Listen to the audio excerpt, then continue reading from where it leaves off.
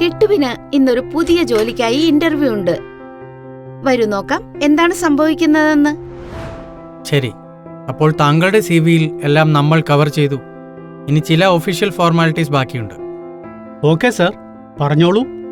അപ്പോൾ ഞങ്ങളുടെ ഓർഗനൈസേഷനിൽ ജോലിക്കായി ചില മെഡിക്കൽ റിക്വയർമെന്റ്സ് ഉണ്ട്. ഞങ്ങൾക്ക് താങ്കളുടെ HIV സ്റ്റാറ്റസ് റിപ്പോർട്ട് വേണ്ടിവരും താങ്കൾക്ക് ജോലി ഓഫർ ചെയ്യുവാനായിട്ട്. പക്ഷേ സർ, ജോലിക്കായി HIV സ്റ്റാറ്റസ് റിപ്പോർട്ട് ആവശ്യപ്പെടുന്നത് തികച്ചും നിയമവിരുദ്ധമാണ്. പോരാത്തതിന് ഈ കാര്യത്തിൽ ഏതെങ്കിലും വിധത്തിലുള്ള വിവേചനത്തിന് തീർത്തും വിലക്കുണ്ട്. പക്ഷേ ഞങ്ങളുടെ കമ്പനിയിൽ ഇത് ഒഫീഷ്യൽ റിക്വയർമെന്റ് ആണ്. സർ, HIV/AIDS ആക്ട് 2017 വ്യവസ്ഥകളിൻ കീഴിൽ ഒരു കമ്പനിക്കും തങ്ങളുടെ ജീവനക്കാരോട് അവരുടെ HIV സ്റ്റാറ്റസ് പറയുവാൻ ആവശ്യപ്പെടാനാവില്ല. ഒപ്പം തന്നെ ആർക്കെങ്കിലും തൊഴിൽ നൽകുന്നതിനായി പോലും HIV സ്റ്റാറ്റസിന്റെ പേരിൽ വിവേചനം കാണിക്കാനാവില്ല. ഓഹോ, പിന്നെ എന്താണ് പറയുന്നത് ഈ ആക്ട്? ആക്ടിൻ കീഴിൽ എല്ലാ ഓർഗനൈസേഷനും ഈ ഉത്തരവാദിത്വം കൂടിയുണ്ട്. അതായത് അവർ സർക്കാരിന്റെ HIV/AIDS പോളിസി സ്വീകരിക്കണമെന്ന്. ഒപ്പം തന്നെ 100-ലധികം ആളുകൾ ജോലി ചെയ്യുന്ന സ്ഥലങ്ങളിലും 20-ലധികം ആളുകൾ ജോലി ചെയ്യുന്ന ഹെൽത്ത് കെയർ സെറ്റിംഗ് ഉള്ളിടത്തും ആളുകൾക്ക് തങ്ങളുടെ പരാതി ബോധിപ്പിക്കുവാൻ വേണ്ടി ഒരു കംപ്ലൈന്റ് ഓഫീസർ വേണ്ടത് അനിവാര്യമാണ്.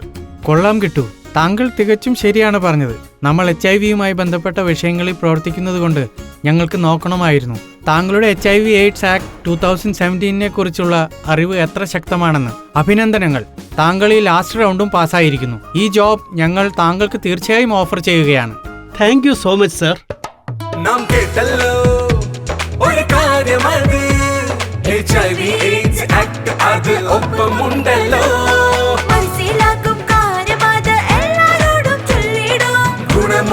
പാഠം അത് നാം കേട്ടല്ലോ, ഒരു കാര്യമത് HIV/AIDS ആക്ട് അത് ഒപ്പമുണ്ടല്ലോ.